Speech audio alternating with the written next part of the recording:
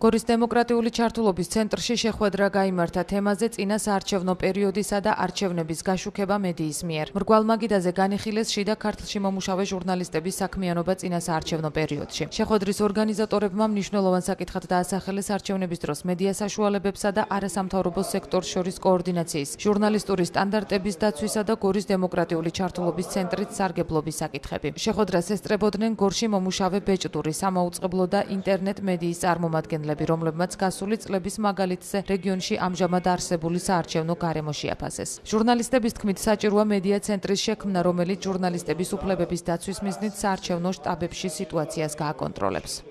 ჩვენ გვაქვს მცდელობა, რომ არჩევნების დღეს 1 ოქტომბერს კოორდინირებულად ვიმოქმედოთ და ამ ერთ დღეს მაინც ვიყოთ სოლიდარულები ერთმანეთის მიმართ. თუ რა თქმა უნდა ღმერთმა არქნას და რომელიმე ჩვენს კოლეგაზე განხორციელდა ზეწოლა, საქმიანობაში ხელი შეშლა ან რაღაცა ისეთი ცუდი ფაქტი, მაშინ სხვა მედია საშუალებებით ამ შემთხვევაში გამოვიჩენთ სოლიდარობას და რაც შეიძლება მასშტაბურად გავაშუქებთ ამ მოვლენას. შევთანხმდით, რომ კიდევ ერთხელ შევიკრიბებით უკვე პოლიტიკური პარტიების პრესამსახურების წარმომადგენლებთან, რათა მათთანაც იყოს ინფორმაციის გაცვლის რეჟიმში მუშაობა და პლუს შეიძლება კოორდინაცია აქ დემოკრატიული ჩართულობის ცენტრში არის მზაობა იმისი, რომ მათ გამოყონ ფართი იმისთვის, რომ ჟურნალისტი მოვიდეს, ისარგებლოს ინტერნეტით და დაუკავშირდეს სხვა კოლეგას, გაცვალონ ერთმანეთში ინფორმაცია. გამოცდილებამაც გვაჩვენა, რომ უკვე არჩევნების დღეს სხვადასხვა პოლიტიკური პარტიების მხრიდან ადგილი აქვს ჟურნალისტის უფლებების დარღვევას და მე ვფიქრობ, თუ კი ამ ცენტრში გაიხსნება მედია ცენტრი არჩევნების დღეს